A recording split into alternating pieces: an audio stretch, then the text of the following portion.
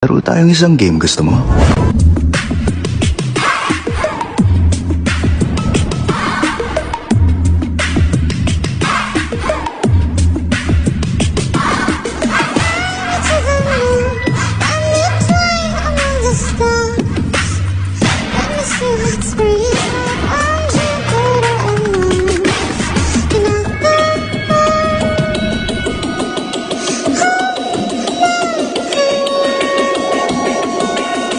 Sir, yung nilagay ko kagabi dito, sobrang tigas nga ng ice drop. Pwede nang ipukpok sa ulo. Charot! Ito na pala yung Magnum Ice Candy.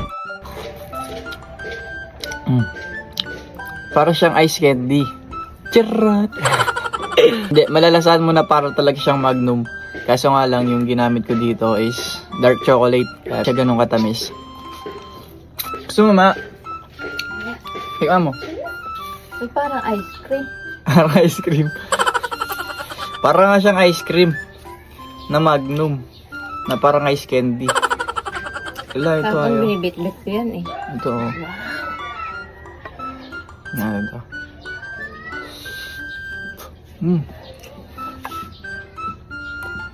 Harap. Ano? Sarap. Sarap. Ayun lang. Bye-bye! Sinasabi ko sa iyo, Ashley, huwag mo siya tignan ako, tignan mo! Ashley! Tignan mo ako!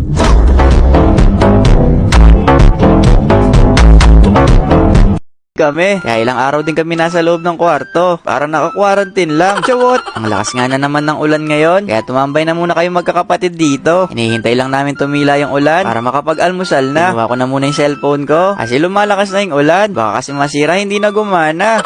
Ang tumila na nga yung ulan, nagumpisa na din kami maglakad para makapag-almusal na. Eto nga si ate, tinatawag ko siyang Ashley. Ashley! Ashley! Tumingin ka, Ashley! Ashley! Sabi nga ni Papa sa amin, sino daw si Ashley? Ang ganda daw ng pangalan ni ate, bakit namin pinapalitan ng Ashley?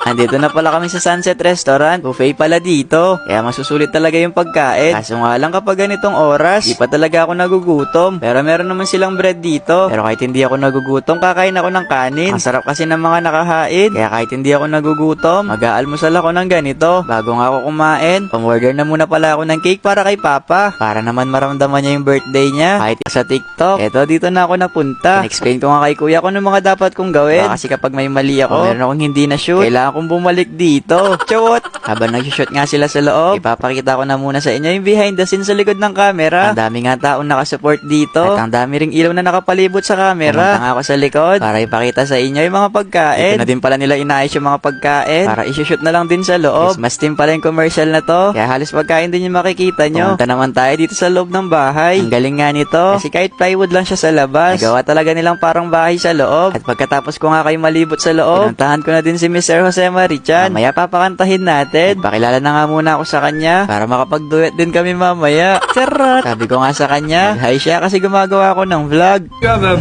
vlog, you have a... Hi vlog. Hello there, this is Rosemary Chan. Good morning, good afternoon, good evening, wherever you are. Be happy. Always bring your smile along. Nag-request din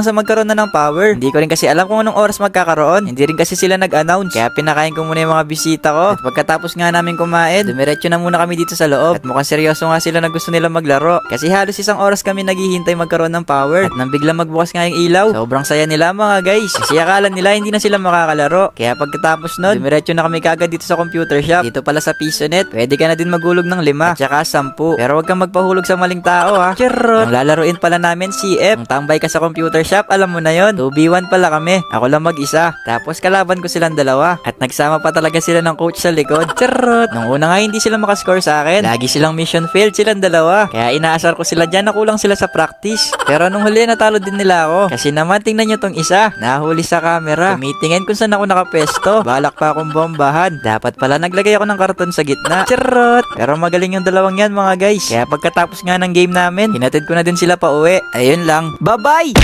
Pag pinaalbularyo to, itong malaking hipon yung lumabas. Charot! Ang mahal pala mag-crave ng ganito. Yung 1 kilo nakakabutas na ng bulsa. Pero ang galing mag-sales stock ni Grandma. Imbes sa 1 kilo ang bibilin ko, naging 2.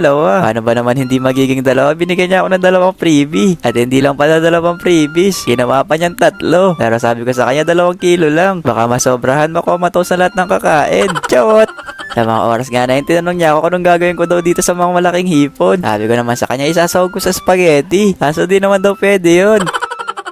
Pagkatapos ko pala makabili kay Grandma, nagpaalam na din ako sa kanya. Kaya gusto ko rin pala namamalengke dito sa palengke. Kasi naman dito ko lang nararanasan na tinatawag ako pogi. Cute! Mas fresh din kasi ako dito ako sa palengke bibili. At kapag fresh nga yung pagkain, mas masarap kumain. At syempre, namimit ko dito yung mga solid na nanonood sa vlog.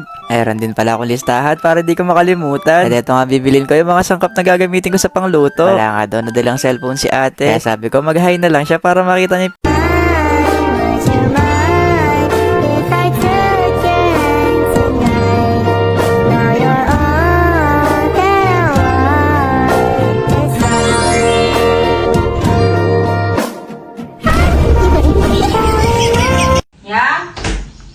Yang, mag-grocery ka na nga muna, walang laman yung rep. Yang, dali na. Ano? Grocery mo ako dun. Ano, nasan? Oh, pili mo lahat ng mga paborito ko mga pagkain, no?